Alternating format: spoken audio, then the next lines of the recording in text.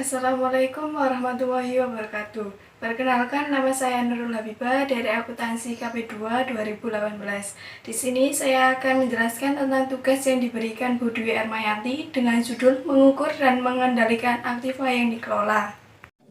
Mengukur dan mengendalikan aktiva yang dikelola. Pada beberapa unit usaha, lebih fokus pada laba yang diukur dari selisih antara pendapatan dan beban. Untuk selanjutnya, ada dua metode yang menghubungkan laba dengan dasar investasi, yaitu Return on Investment dan Economic Value Added.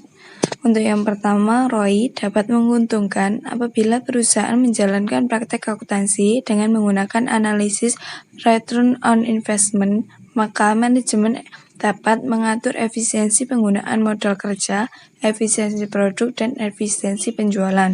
Untuk metode yang kedua, Economic Value Added dapat meningkatkan value creation dan laba di atas biaya modal. Yang menjadi pertanyaan untuk kebanyakan, mana yang lebih sering digunakan dalam perusahaan?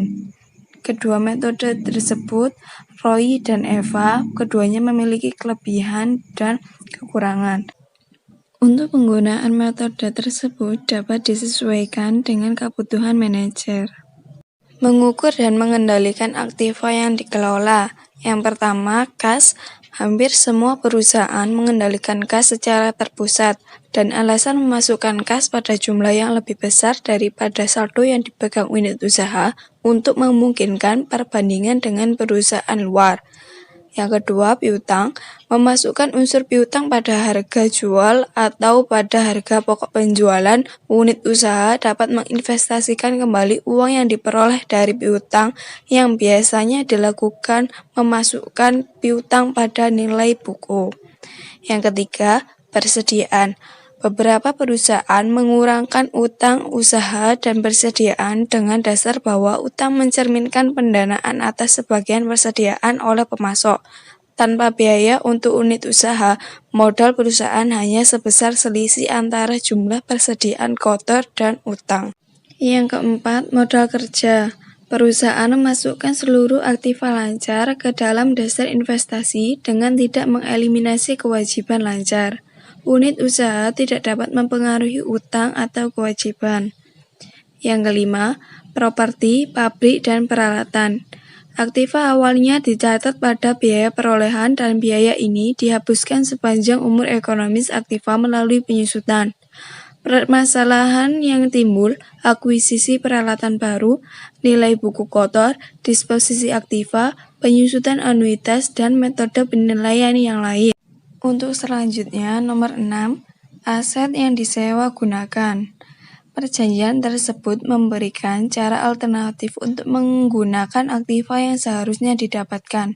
Perjanjian sama dengan utang dan dilaporkan juga dalam neraca.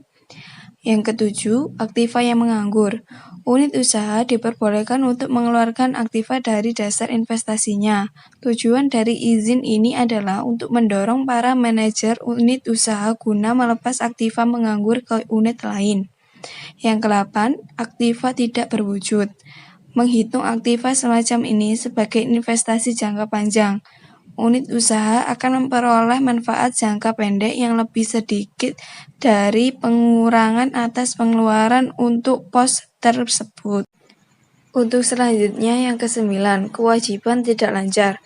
Suatu unit menerima modal permanennya dari kumpulan dana korporat. Korporat sendiri memperoleh dana tersebut dari investor. Jumlah total dari dana adalah relevan tetapi tidak dengan sumber daya dari mana dana tersebut. Yang terakhir, 10, survei praktek. Kebanyakan perusahaan memasukkan unsur aktiva tetap ke dalam dasar investasi pada nilai buku bersih, karena ini merupakan jumlah dengan nama aktiva tersebut dicatat dalam laporan keuangan.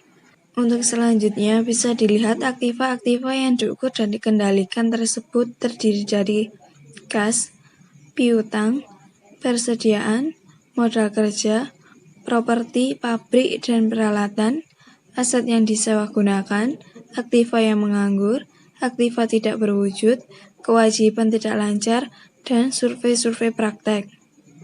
Sekian dan terima kasih. Itu tadi penjelasan dari saya tentang mengukur dan mengendalikan aktiva yang dikelola. Terima kasih. Wassalamualaikum warahmatullahi wabarakatuh.